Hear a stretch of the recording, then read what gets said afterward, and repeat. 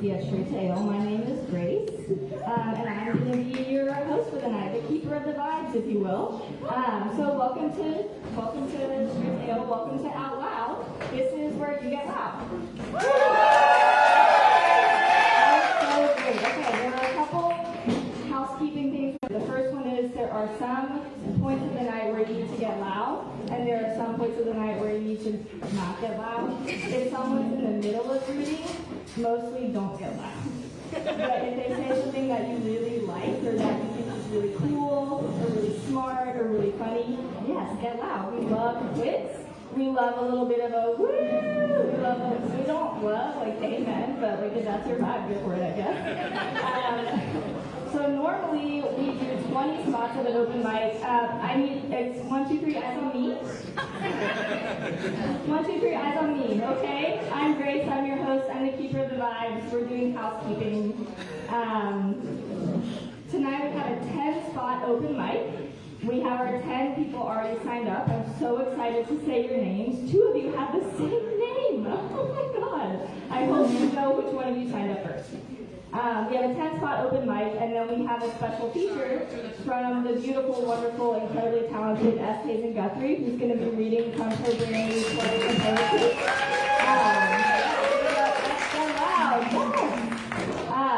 So while you're up here, you do have 3 minutes to read.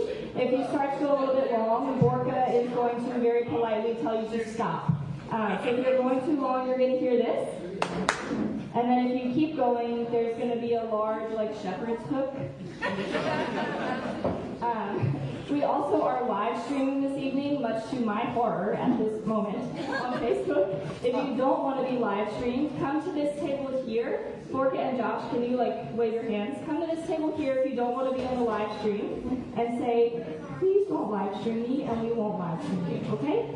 And then the last thing I want to say before we get started is, this is an open event for anyone, all ages, and we love poetry of all types, all genres, all themes. We love it when it gets a little sexy, we love it when it gets a little political, we love it when it gets a little bit raunchy, but we also love it when you let us know ahead of time. So if you need to give some trigger warnings, some content warnings for language, or if it's going to be a little bit spicy and people might not want to hear it, just let us know before you read so that people can excuse themselves. So that is all I have for you at the moment. You'll see me again. Lucky you. Yeah. And we're going to get started with our first reader for the night, who is also a first-time reader. So we're going to get extra, extra, extra loud for Jaylee.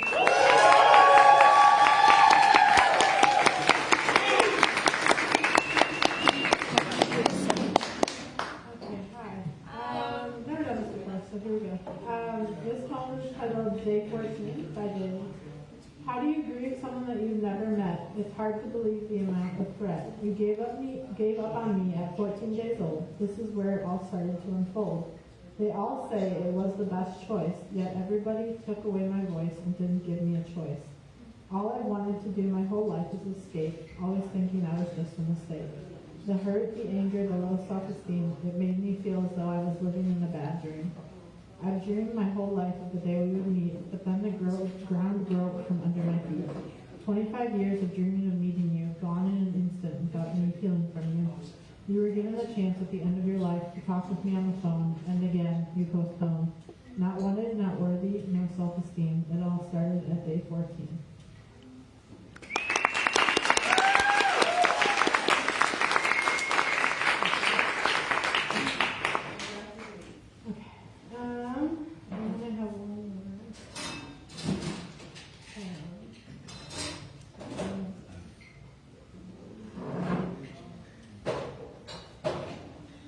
What do we do next? By Jaylee.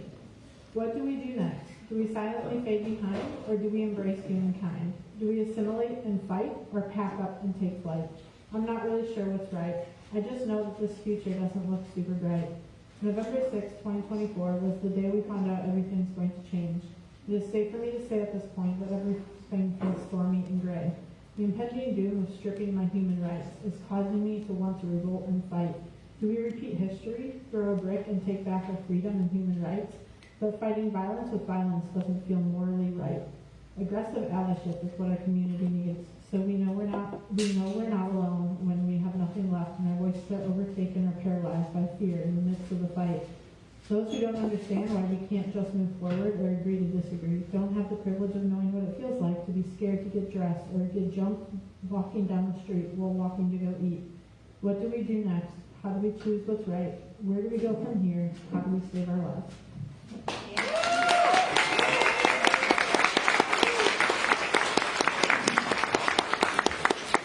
All right, let's hear it again for first-time reader Jaylee. Thank you so much. If you guys don't know much about who we are, Jaylee was the perfect poet to start the evening. This sense of community and aggressive allyship. I love that so much, and that's why we're here, to give people a voice, to give people a platform, to give people a safe space to speak their minds. So thank you so much, Jaylee. Something else that you probably, I hope that you know this about us, but we meet here at Straight to Ale in the Speakeasy on the third Sunday of every single month. So thank you so much. Let's give a big, hear a big round of applause. Give a big round of applause. Let's give one of you at the same time for the people at Straight to Ale. Thank you so much for hosting us. Let's give it up for our second reader, who is one of two Rains. If you're Rain with two N's, it's your turn.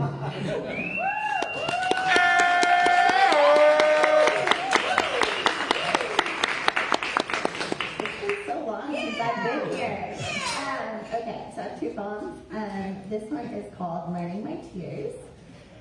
A baby's cry alerts its caregiver to their need. Every cry meaning different, a parent meant to attune and learn. And I am at times nothing more than an adult-shaped baby, reparenting my own self somewhere home. I learned in grad school a caregiver only needs to get it right 60% of the time for a child to develop a secure attachment. I pause as a gut-wrenching gasp escapes my lips. Grief, I whisper, as the tears fall mixing with snot until I choke, because whoever told me I'm a pretty crier was a damn liar. I feel the tiny child part sitting on my lungs, not in agreement. One. I got one right. At least that too is a start.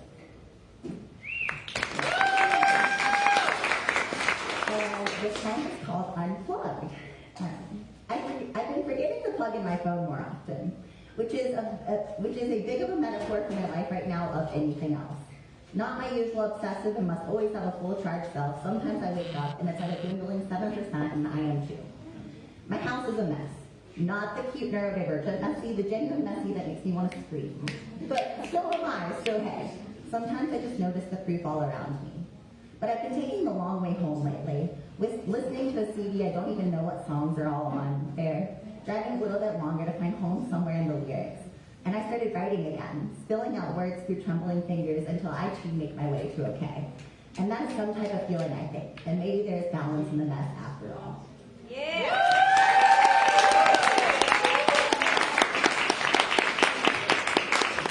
We're looking for Rain, the cute type of neurodivergent.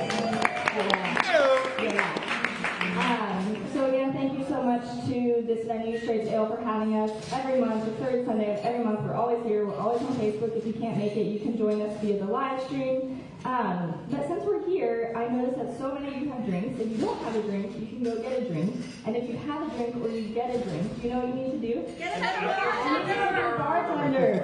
Like 25-30%. Because in this economy, we can all afford to tip our bartender. Our next reader is Avriel, also a first-time reader, so let's give it up. A big first-time welcome to Avriel.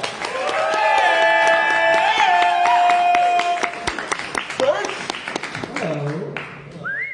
Good night, beautiful people. This is a little fuller than it was when I entered, but here we are, we know this. So, I'm from Cuba.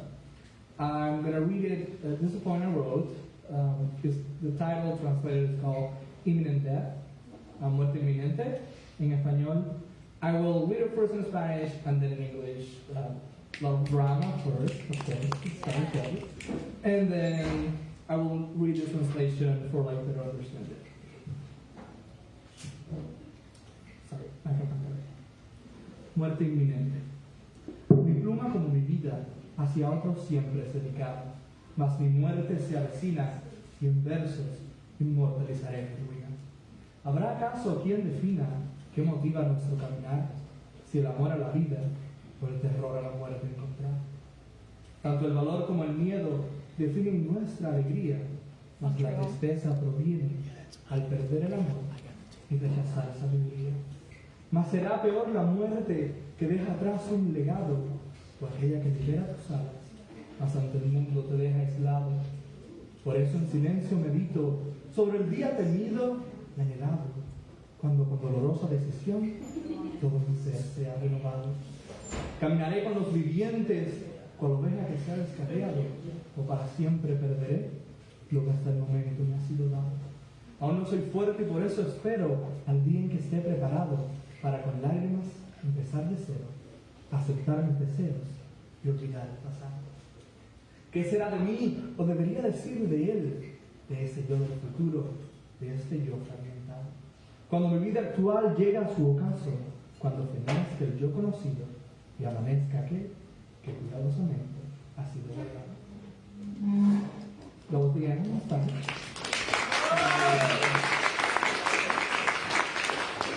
My pen, like my life, to others is dedicated, till my death is approaching, and in verses my ruin is stated. Is there anyone who can define what motivates our journey? Is the love of life, or the terror of death to find? Valor paired with fear defines what our lives enjoy, but sadness comes from losing wisdom and love. But worse will be the death that leaves behind a legacy, or the one that frees your wings, yet it leaves you isolated. What is left but in silence to meditate of the day longed for and fear, when with painful decisions, mark of my soul the renewal. Will I walk with the living like a wandering ghost, or will I lose forever the life that was accounted for?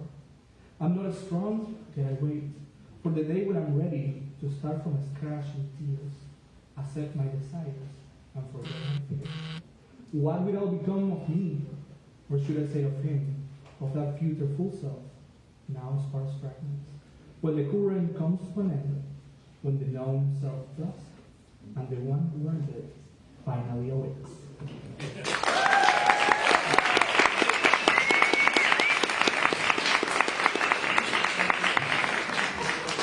Let's get loud one more time for a first time reader. Thank you so much.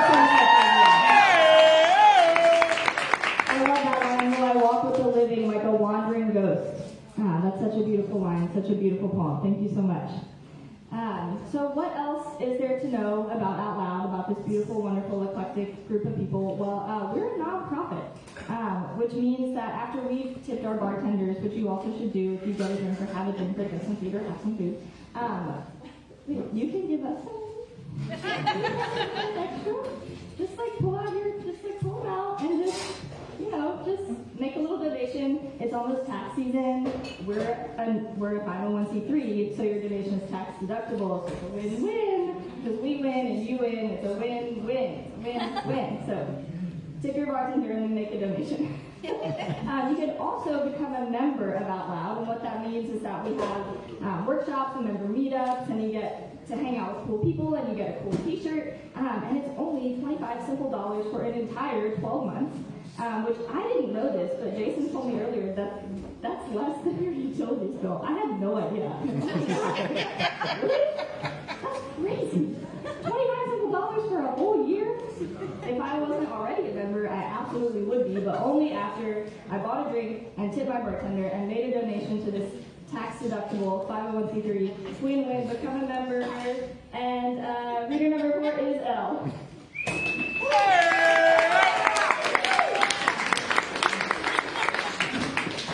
Hello, everyone. So tonight's speaker is S. Haven Guthrie, as you all have already heard. Yeah. She has a poem that is about worms on the sidewalk, and I also so happen to have a very old poem, so I thought I'd dust the cobwebs off of it and read it for y'all tonight. Oh, shoot. Ode to the sidewalk worms. The earth pools with the rain, giving you the choice to suffocate or to seek the surface. You are drawn to the air, still searching for dry ground, till you clamber out onto the cement. There you breathe, momentarily. Then the sky splits, The birds trumpet their triumph over you, their next meal serving itself. And the sun reveals itself to be of Judas. Now you drown in thirst, hounded and scorched, stranded in a foot-by-foot square. Never again will you return to the earth. But with a cement block as your headstone, to earth you shall return. Thank you. Yeah.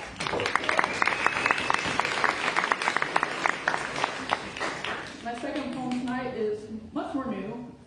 It does not have a title.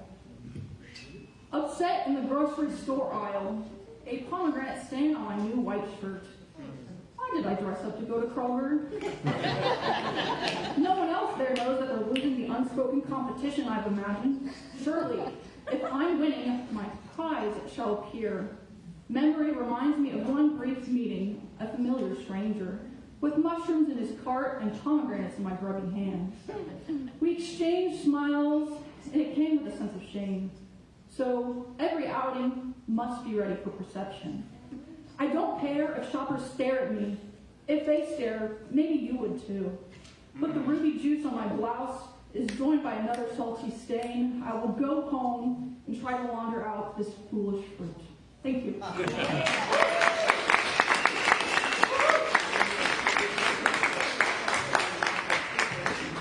You know what I love about Elle?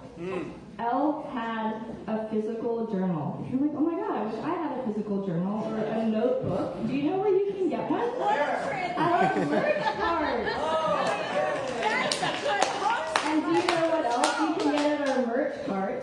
You can get an anthology that has poems about worms by S. and poems not about worms by people like Elle, and people like me, and people like Kimberly, and people like Jason. I just heard Kimberly say she's a natural. You're crushing it. Guys, the stress dream I had about doing this for you was horrific. One more time for a first time post for that one.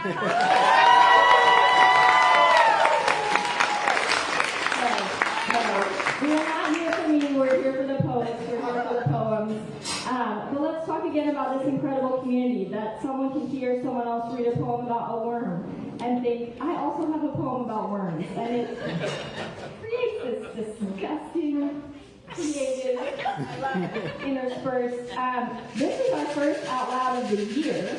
But if you were here last year, you would have heard Paul read a poem about roadkill. So like that's what you're missing if you don't come to Out Loud. I don't know what to tell you. So if you're like, I really need a journal, so I can also write a poem about worms, about roadkill, about vultures. So I can write a poem and get it in the anthology, which we have every year, and which will be released next month in February. You can come here and see people read from it and buy your own copies. Come to our merch cart. But first, you're gonna tip your bartender. Next, you're gonna make a donation to a 501c3. And before you do any of that, you're gonna welcome up reader number 5, the beautiful, the talented, the incredible, the exquisite, the perfect Emma Rose.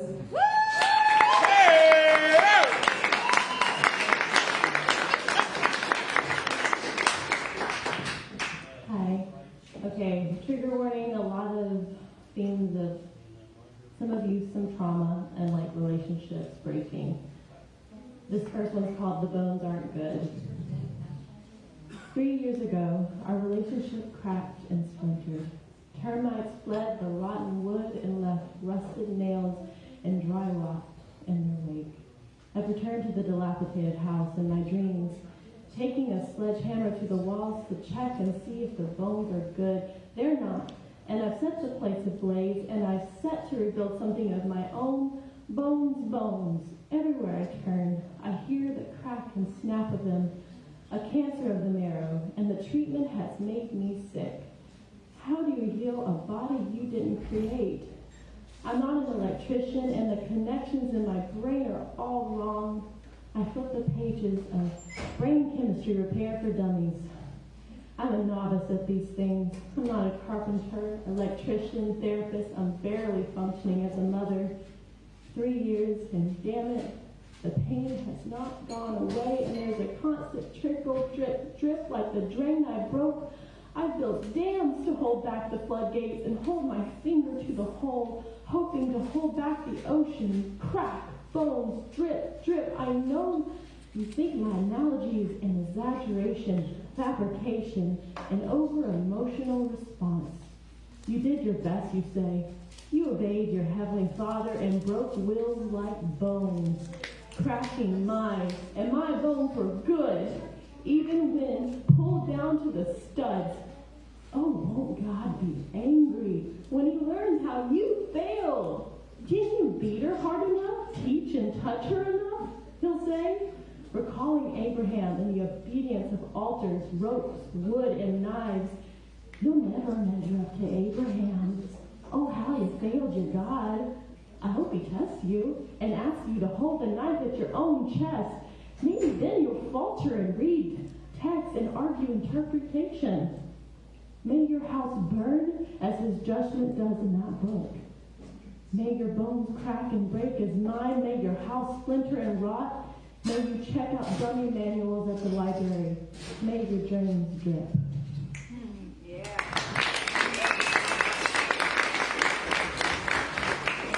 This next one's called threads.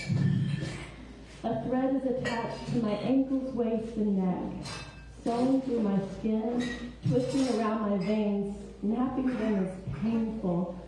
The ankle thread is pulled when I try to leave. I would have to face the pain with every step that I really meant at that time.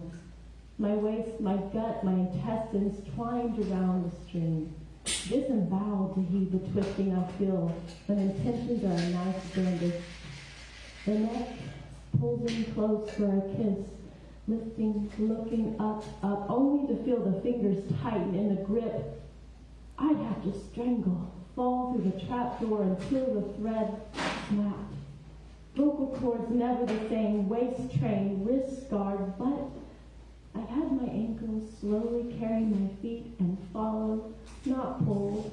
I've had my waist pulled into a hug so tight the whalebones disintegrated. I've had my neck gently kissed and craned it to meet eyes that held. I know that once you felt the strings, it's easy to find those who would reattach them, those who do not smile but only show teeth, those who would rather always be ahead than walk with you, those who look for the scar marks of threads and see an easy access point. I think of the ones who first tied the strings, when the cord was cut at my abdomen. These didn't matter to develop my brain or bones, to keep me safe, protected, close, maybe the initial thought. But as the threads began to naturally snap and break, that's when the needle came out, and the scalpel to open in bed, to keep me quiet, silent, submissive, irrevocably altered.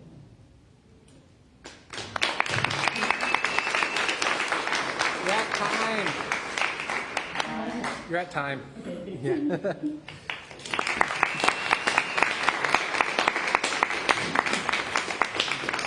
To make wills like bones. That's incredibly powerful. Thank you so much, Emma Rose. Just another quick reminder, we do have a 3-minute time limit for each reader. Thank you guys all for respecting it, giving each other space to share the stage.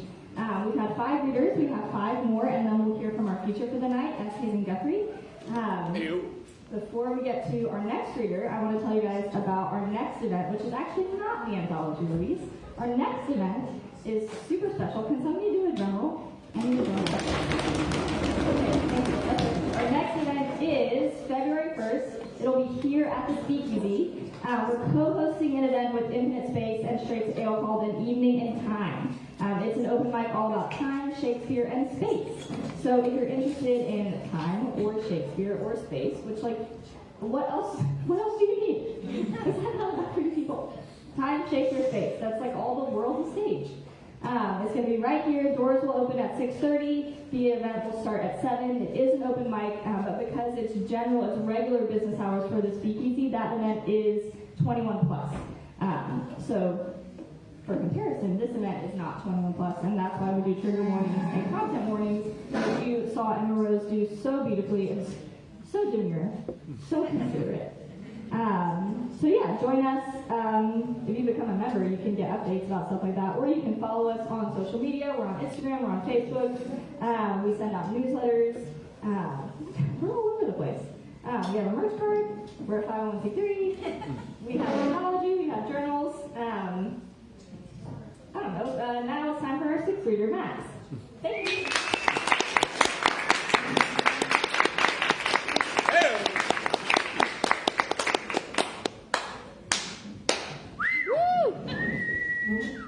Appreciate it. Okay, like, I have like a TV in my house, and like I have a frame that has like wood around it, and like I wrote this thinking about those two things randomly. Caught in the fray, aiming at everybody pictured on the scene behind a glass screen that separates, protects, and imprisons everything. Supported by a wooden frame, living solely for oneself would be in vain because every sap bleeds the same as the other, and when the dust settles, remains are just abandoned vessels. Back against the wall, hanging on by a thread, ready to snap. By the time the fall comes, there will already be victims of dread after being convinced they're dead from what inner demons have said. I've been one of them. Ate on the corner with the rest of the loners. This isn't the anatomy of a loser, but when the shame's had, it's hard to admit to being the owner. Shame for not taking the time to stop the signs that weren't read in the first place. Maybe brief yields take place before the tumbles in the field, where shows are held at the gallows. People used as props hung up by ropes made in shops by the string pullers, basking in the shade that was made by a corporate shadow. All right, that's my first one.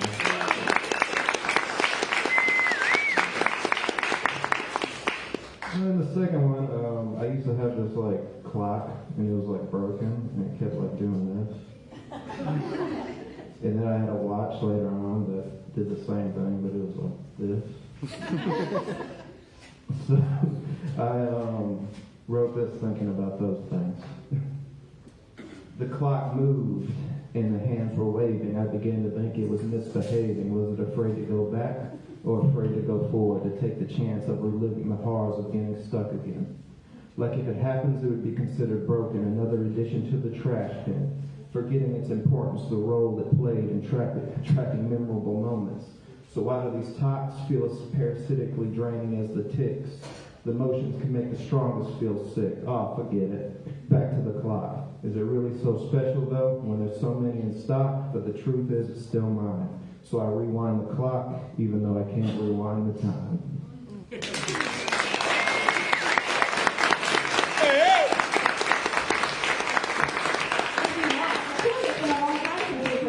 But it's pretty rare to see a poet get up here and perform their work completely from memory. So let's give it up again for Matt. If you're like, yeah, I really wish that I could perform my poetry by memory, here are a couple things. It's just like, you'll never believe this secret to reading your poetry by memory. It's joining a nonprofit for spoken word artists. So we do workshops, and we do member meetups, and we send out emails, and we're on Instagram, and we have a merch cart, and we meet in a speakeasy, and you can tip your bartender, and you can make a donation. And we have a feature in just after a couple more folks, as Taylor Guthrie, who you will hear more about, but her book is also up on the merch cart.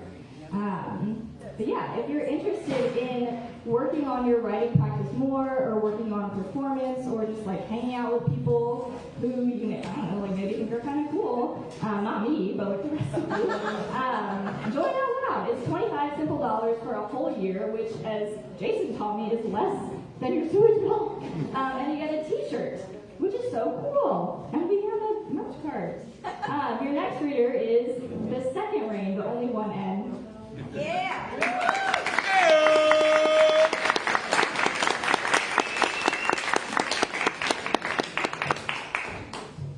Hello, everybody. Hello. First open mic in several years, so.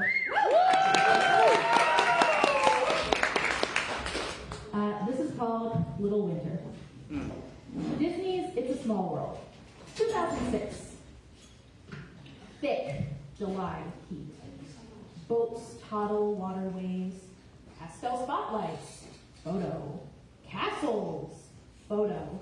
Dolls dancing like an delight. Photo. You. 6 years old. My little mirror. Giggle on brainy screen. Your fishbowl reflection staring at me through camera's empty black eye. The world, shrinking to this pinpoint in time, your smile bright as winter. Your teeth, white lines, stark as blizzards your deep south eyes have yet to see. Your laugh, soft as snowfall. Flurry of, look, look, look! Perfect. Sweet. This is the last time we'll be this close. Someday, your memories of me will be bitter, like ash, heavy, like earth drenched in snow.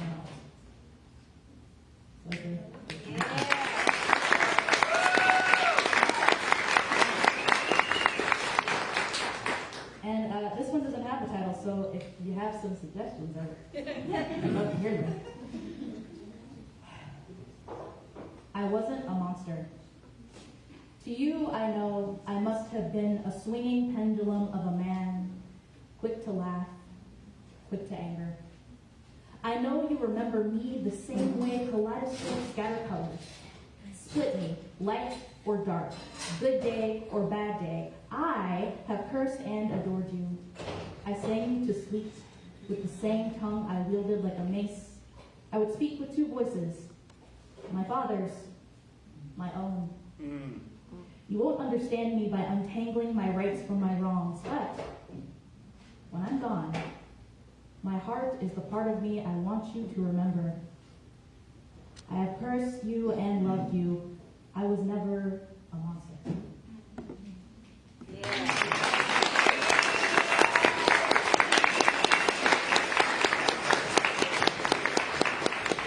Rain, maybe not a first-time reader, but a first-time and a long-time reader. That was incredible. Let's give it up again for Rain. And after last week's beautiful snowstorm, I love that line, blizzards your deep south eyes have yet to see. Just beautiful. Thank you so much. Okay, what else can we talk about? So many things. We have an anthology release coming up. But how do we make the anthology? Okay, you guys probably have no idea because it's the first Out Loud of the year. We've never been here before. You're all new. Did you know that if you come to Out Loud, even if you're not a member, which you should be because it's only $25 a year and that's way less than your utilities bill, which like I didn't know, so I'm just a girl, you know? I'm just a girl, you know? I shouldn't have said that. Women are incredible. Every year, anyone who reads that out loud, whether you read 1 time or 12 times, whether you're a member or not, at the end of the year, you can submit 3 of your pieces that you've read here to our anthology. And that's how we build our anthology. It's all of your beautiful work. And that's what we're releasing next month. And that's what we'll release at the end of this year. So if you read something tonight that you think is really great, even if you never come back again, which you should, please, dear God, come back again. I love you all. Anything you read, three of the things you read this year will be up for submission for our anthology, and you can find past copies of the anthology. The 2024 anthology is yet to be released, but other anthologies are here at our merch card, and you can buy them after you tip your bartender, and after you've purchased Essays and Guthrie's gorgeous book, and then after you've made a donation to a 501c3 that's tax deductible because taxes are coming up, and you're going to donate to this one because we love the arts, especially in Alabama in this political climate. We love the arts. And then after you become a member, then you can purchase the anthology. So when we do our open mics, we have people write if they're a first-time reader or not a first-time reader because we love to celebrate all readers, but in particular we love to celebrate first-time readers. And most people write yes or no, but your next reader wrote nah. Let's give it up for Lucas Samuel.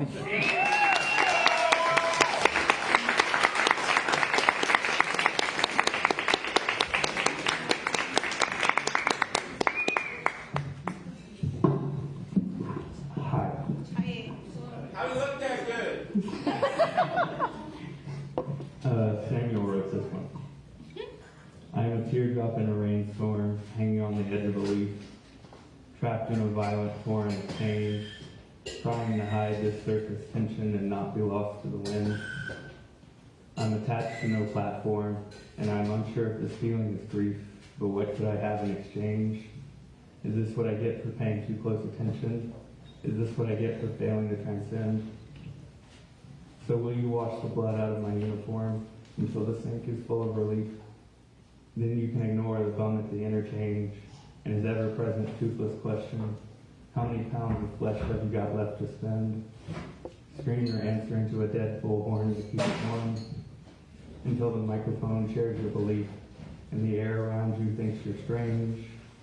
Find your point of righteous contention, or find yourself a long-lost friend. Do you want to see me perform a tired, somber motif? Then give me a composition to rearrange, or point me in the direction of my dissension, and give me time to make sure my eulogy is penned. Thank you.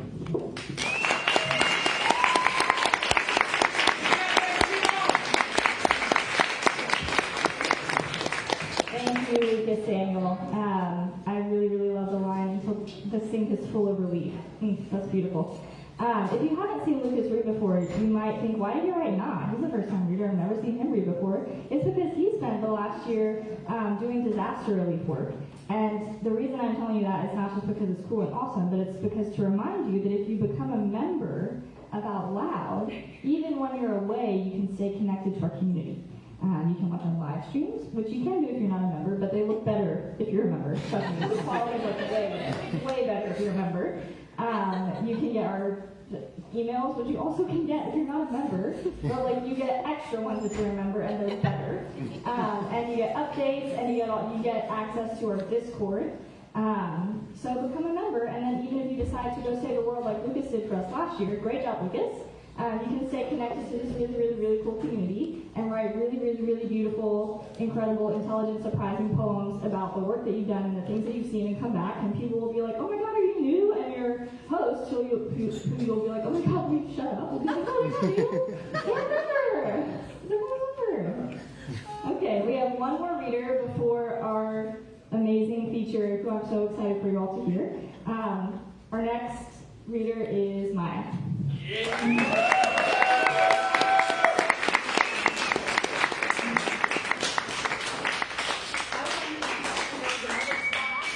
There is, I'm wrong. There is one more after. Okay, there's one more spot. I was going to say.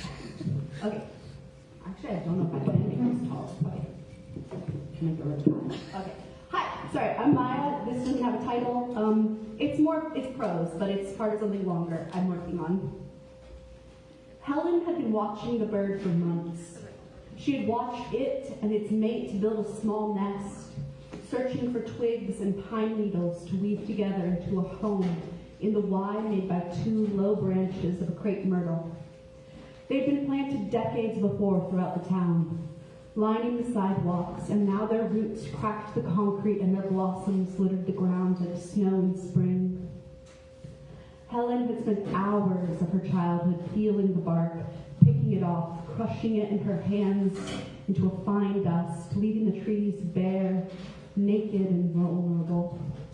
For months now, she would leave scraps of fabric, dropping them by the tree as she walked to and from school, cutting them from the piles of clothes and sheets that littered the house, pulling apart the threadbare carpets and her own ragged clothes that had been worn too often and washed too infrequently. She had watched as the bird and his mate tucked their bodies together, pressed against each other, and as the fertilized eggs they created emerged from its mate's cloaca, damp, cream-colored, and spotted with brown. Now she watched as he went forth to bring nourishment to his mate and the tiny feathered creatures wrapped in fluid and calcium she kept growing with her heat. Now he was pecking the warm ground, wet and dark from the night's thunderstorm. It had seen the worm dip beneath the earth, diving down from the smooth, barkless branches to the muddy ground dotted with dandelions and dead nettle. It pecked and pecked against the ground, little sprays of dirt flying up as he worked, twisting his beak about in the dirt. Many times he grasped it, pulled, stepping back on its twig-thin limbs in an attempt to a worm out of its hole. Each time the slimy end of the annelid would slip from its beak, a little more crushed and wet and closer to death. He found it again, gripped it again, pulled back, tugged, and turned his head as he battled. A small ripping sound filled the air. He fell back onto his feathered bottom, half of the worm swinging from his beak, still twitching and wiggling in death as much as it did in life. Mine is also about worms.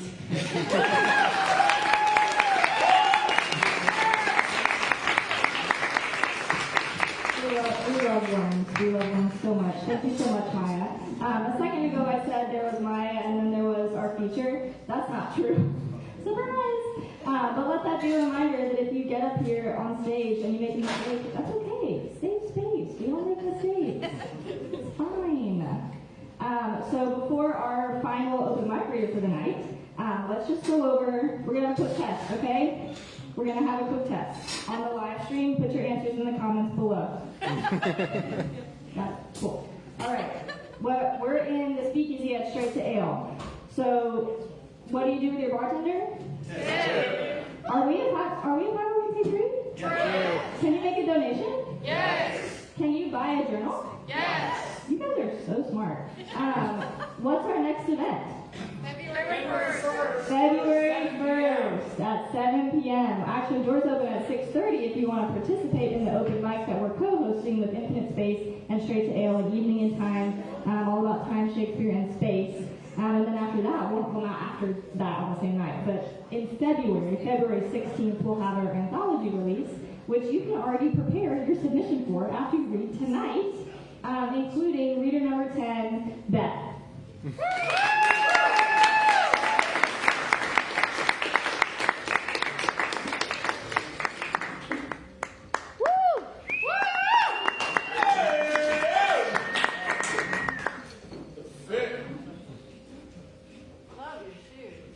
Thank you. They love you too. They're very slay.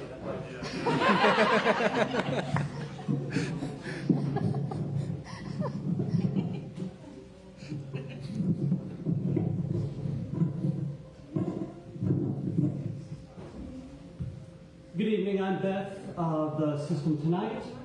This piece is called Naming the Lananshi.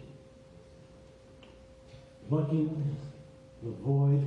No, wrong verse. The courtyard, sheathed in haze, fog oozing amidst yawning stone. God damn it, no! Start with the heart. No one cares about the courtyard. The heart sat perched, a feral feline, trembling fingers reach, caress the bow, straining as the hiss of consent. No, goddammit, the string! Start with the fucking string! Plucking the string, the heart hissing, teeth on edge, enthusiastic consent pushes fog and phantom rolling and roiling, direction askew, the moon laughs, the heart dissolves into mist. Careless steps falter as choreography emerges, instincts coerce, limbs into surrender. The mist shivers, shimmers, as the static dance, buried streams burst, blending a ritual of motion. The moon called low blurs against the lie of time, against the taut spine of the lonely clock. Yeah.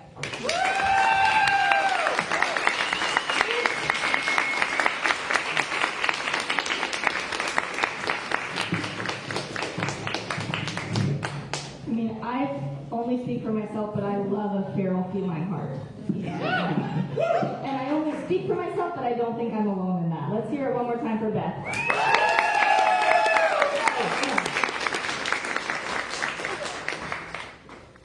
See, we all make mistakes.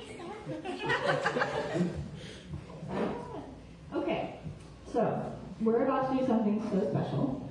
I am going to introduce to you our feature for the evening, S. Hazen Guthrie, who is an author and lead artist of Shakespeare in the Classroom and a lecturer nationwide for the National Endowment for the Arts and the Poetry Foundation, Poetry Out Loud.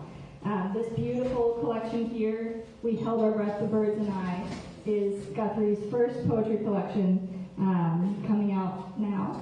And we are so delighted to have S. Hazen Guthrie here to share some of this work with us tonight.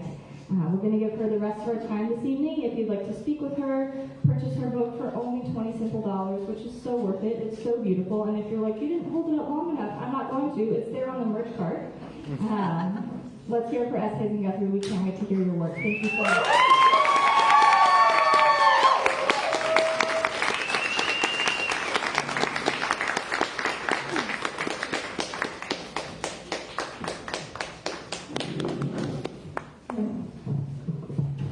Beloved community. Let's first thank Ron Guthrie, who helps me up the stairs.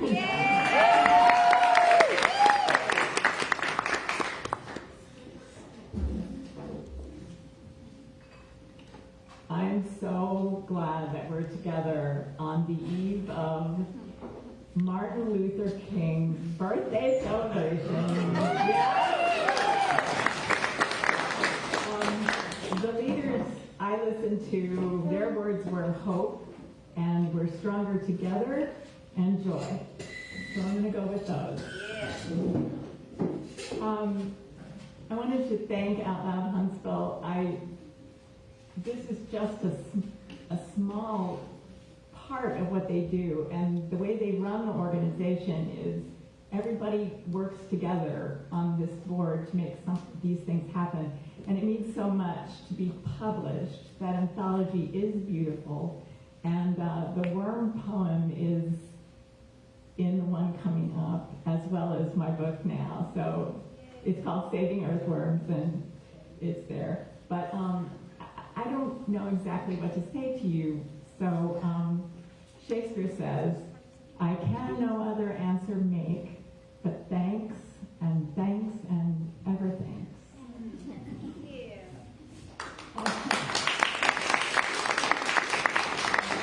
My poems are fairly short, and I was kind of like make you wait after a few, but Kimberly says everyone should scream and yell and applaud, and I'll take that. Okay, I wanted to give you some recent work and work from the book as well. These are two haikus that I wrote recently. They're called Dearly Beloved and South Africa. Dearly beloved, the fascists' purpose for Trump is to distract you. This is South Africa. Could Elon Musk want revenge on U.S. leading end of apartheid?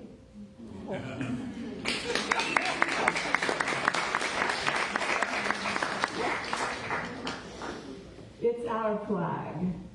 It's my country too. Clearly testing and scoring can't teach patriotism, religion, kindness, compassion. All are creative and smart, but some remain ignorant in their United States.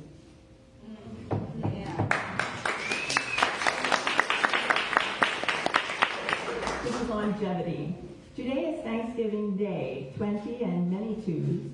There are no mass shootings, no gun deaths, all through the night.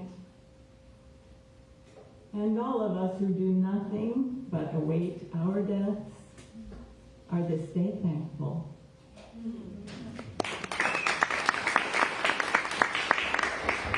In the spring of 2024, all the major religions, their high holy days and celebrations hit right at the same time. I don't know if you remember that.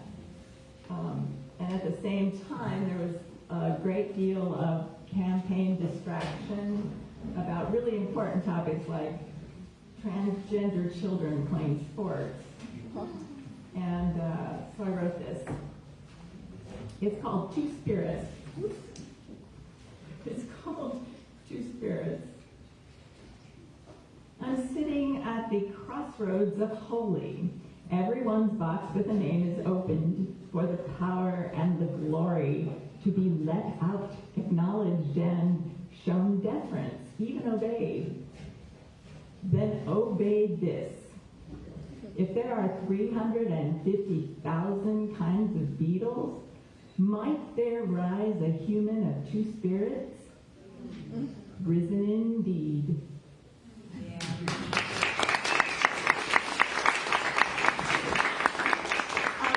I am not religious, although there is quite a bit of sacred, maybe I hope, and speak in my poetry, and I find that I'm so angry with what is happening in our country, and I find I'm as angry as the opposition, and so much hate coming out of my body and coming out of their bodies, and that can't be right for the world.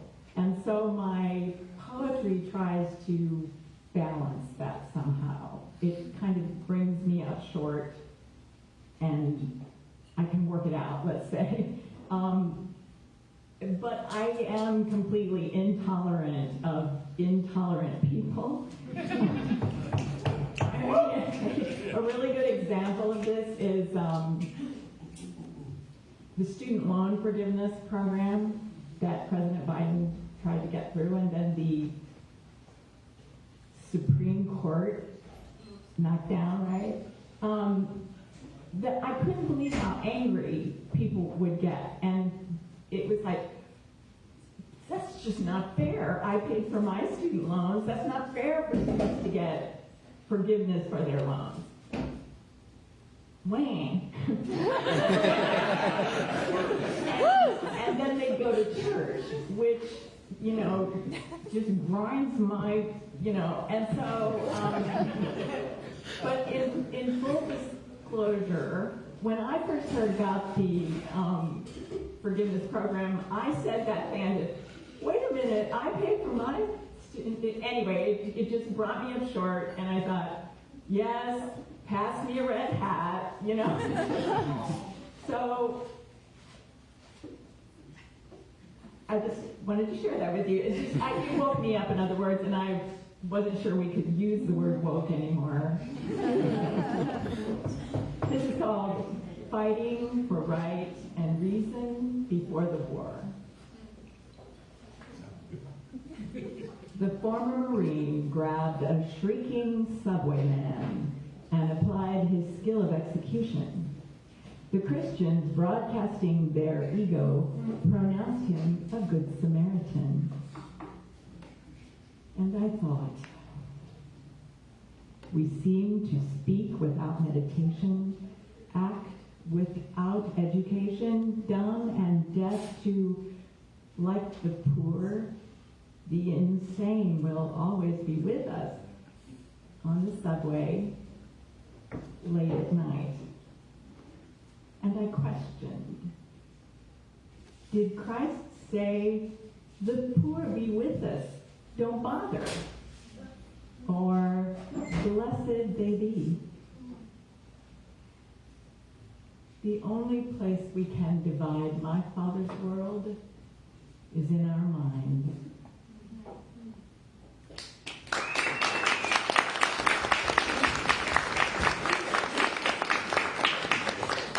This is a haiku. Blessed are the children trying to pay student loans. Christ's comfort through us.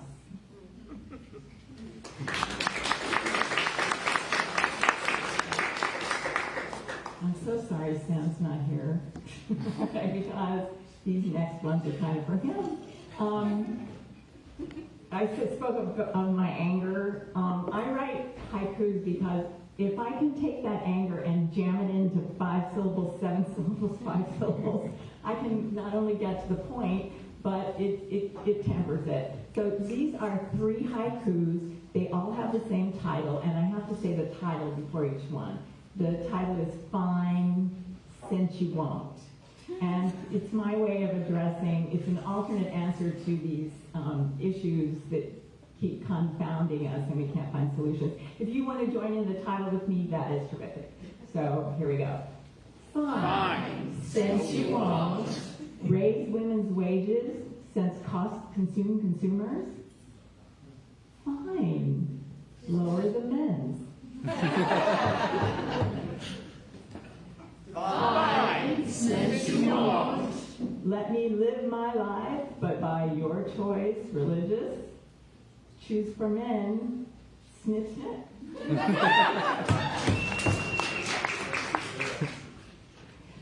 Fine, since you won't. See who struggle, the hungry or moneyed poor? Your God cast you out.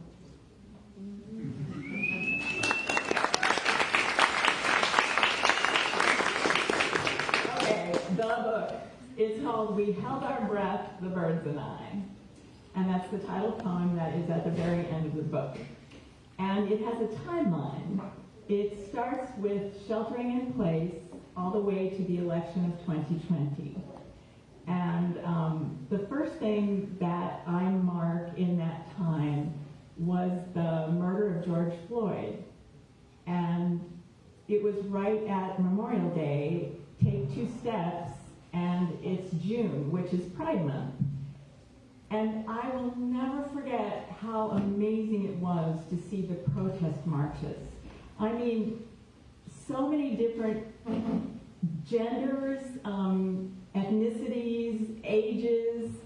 Everybody was in a mask, and the gay pride flags were unfurled, the colors of the whole spectrum. Black Lives Matter banners were up, and people were marching. People would be on the sidewalk handing out water. They were marching for justice and equality. And right around that time, we lost John Lewis. Equality now. Equality now. And it didn't take long for the Red Menace to start complaining and screaming about the protests, which the last time I looked was a civil right, and but property damage. Oh my God, property damage is terrible. We can't. And so I wrote a couple of haikus. The first one is Morning in June, and I'll just read them for you. It is June with pride, allies, and marching anew in all the colors. And this is equality. This country's lucky. The outcry is for justice and not for vengeance.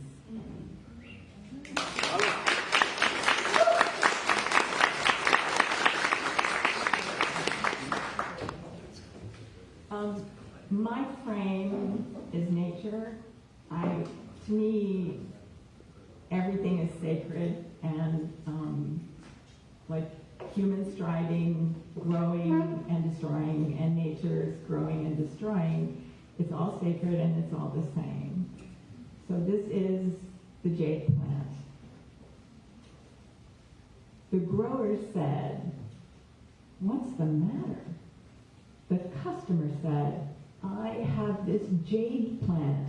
I've had it for years. It's so big, so beautiful. And now for no reason, the branches are falling, the trunk is rotting. I've not changed the care. Save it. Can you save it?" The grower knew the strength of life runs a cycle flourishing when intellect tends energy. A glorious unfolding, tiny bud, thickening trunk, glossy leaves, a ladder of lattice rungs, built unnoticed in time's frame. The jade's time had turned, height's path now pointing earth. The customer was told this, and small fallen clusters awaiting our hands of God can be picked up, bruised, and given to new soil. The grower watched as grief barred the hope and instilled she would never see the new grow to cathedral height. The customer left to complain, grief's next stage. The grower sighed her CO2 into the spiritual agreement, receiving the whole earth's invisible life-giving science, thinking, who are we to doubt the jade's matter? Because without us, it is going on.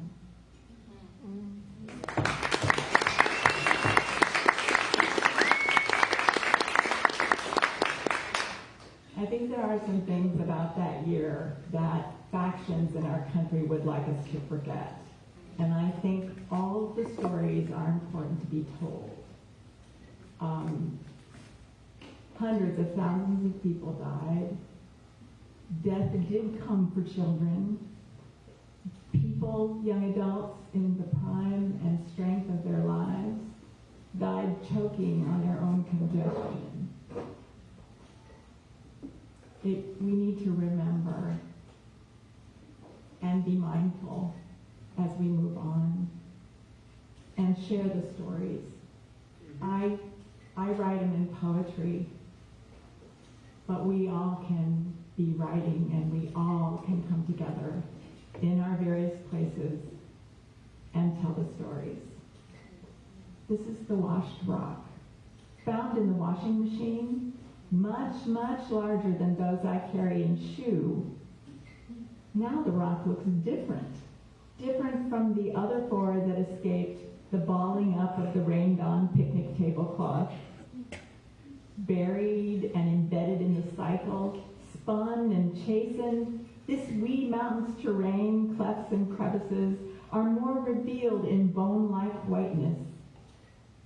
My hand may be encircling a piece of the rock of Crazy Horse, a fragment of dinosaur whose descendants now watchfully perch my fence with talons curled and a reptilian gaze I've never seen before.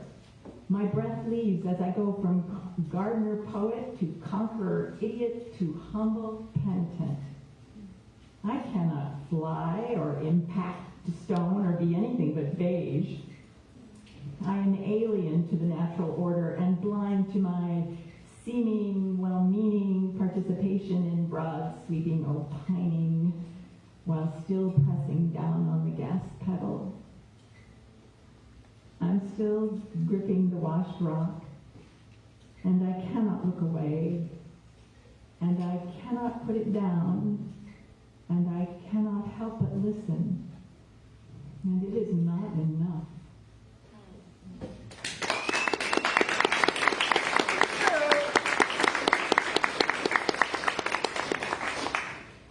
This is a haiku, and the title is like 3 times longer than the haiku. This is 52 people crammed in a raceway ordering greasy breakfasts, talking, eating, finger-licking, all without masks. A haiku from an astonished mask wearer. Beware ignorant anger of uneducate, virus all its own.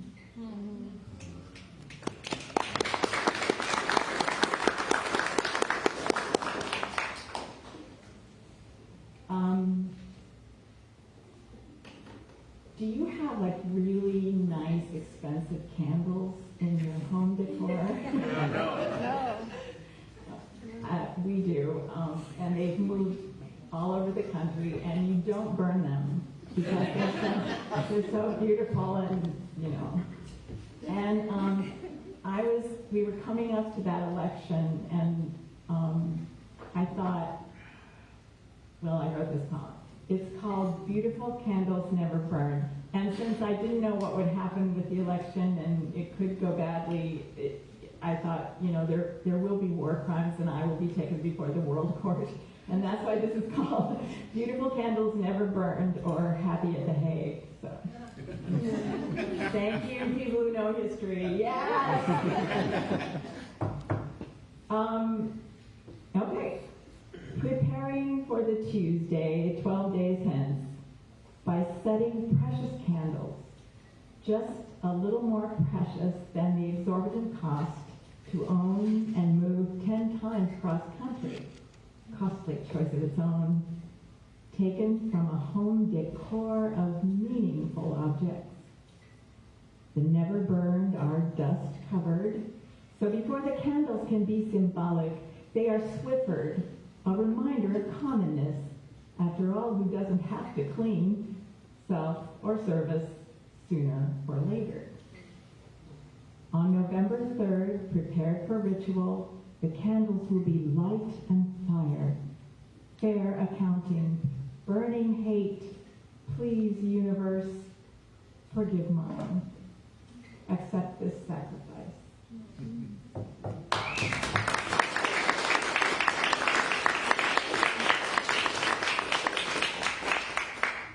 The photography in the book is that of Chris Baker, and his gallery is in the book. You can look at they're breathtaking, and all his work is, and I hope you'll become a fan.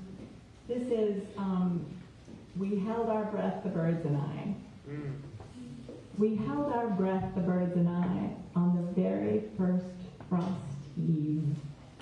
We knew in the common language that in one more degree things would change. Framed in the turning, nestled in the cubby of a tree, warmly spotlighted by the sun, we are still singing.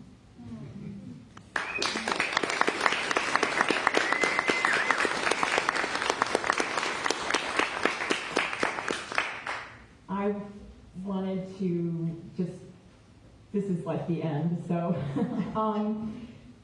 this is just a little verse and one poem, and because we're here together, I besides saying thank you so much, I wanted you to know we're going to be all right. It feels like we have all been cast in a national production of Macbeth, which of course begins tomorrow. And I just want you to know that, well, you remember Macbeth. You know, it's this really successful soldier comes upon these three witches, and they're all about, you know, fair is foul and foul is fair, and I have nude, and make America great again, and you can be king.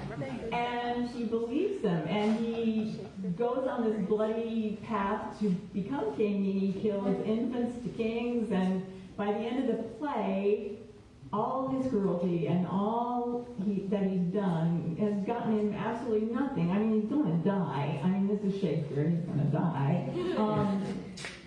But what is so amazing, and this is how I know we're going to be all right, is right before the end of the play, Shakespeare walks him right down in front of the stage and has Macbeth speak directly to us. And it's a little bitty speech. It doesn't sound like anything else in the whole play. And he has to face that he is nothing, that everything has failed. And I happen to know that Shakespeare never lies. Tomorrow and tomorrow and tomorrow creeps in this petty pace from day to day, and all our yesterdays are lighted fools, the way to dusty death. Out, out, brief candle. Life's but a walking after a poor player that struts and frets his hour upon the stage, and then is heard no more. It is a tale told by an idiot, full of sound and fury, signifying nothing.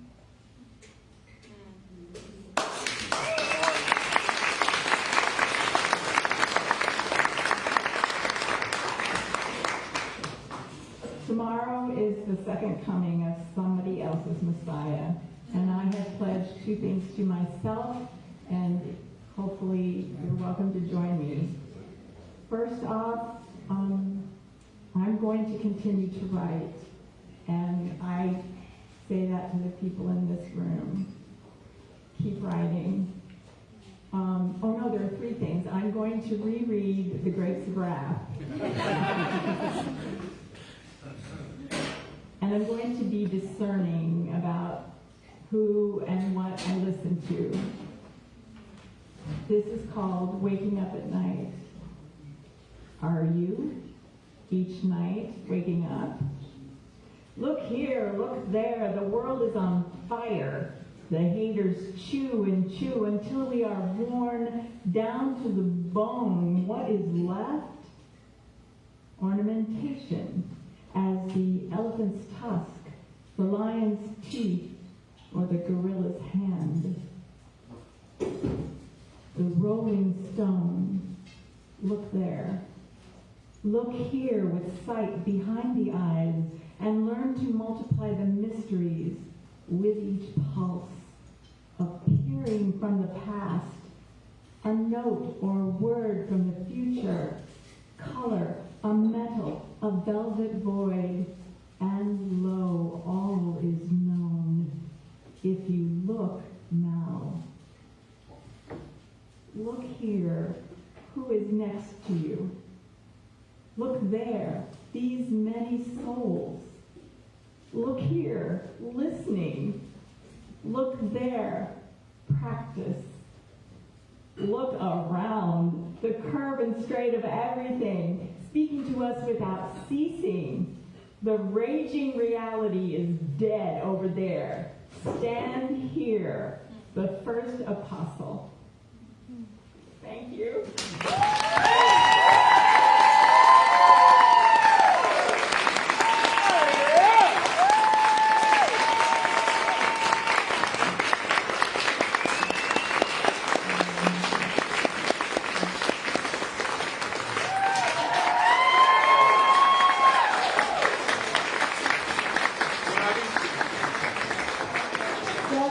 Just incredible.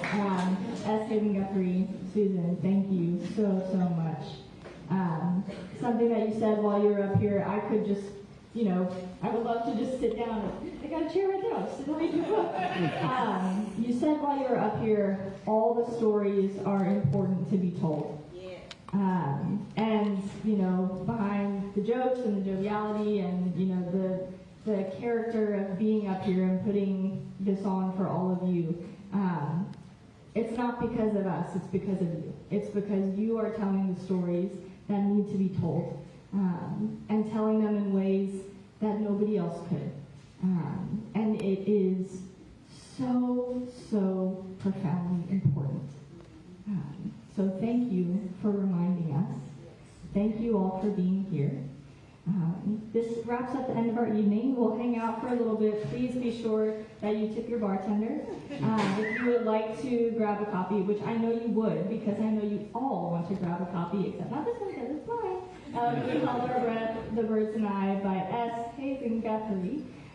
Please come see us at the merch cart. If you have questions about Out Loud or membership, you can see Josh or Gorka or Kimberly or Jason, or in a pinch me, but literally and hopefully we'll see you all February 1st for a night and time, and then we'll see you February 16th for our anthology release. Thank you all so much. Have a good night.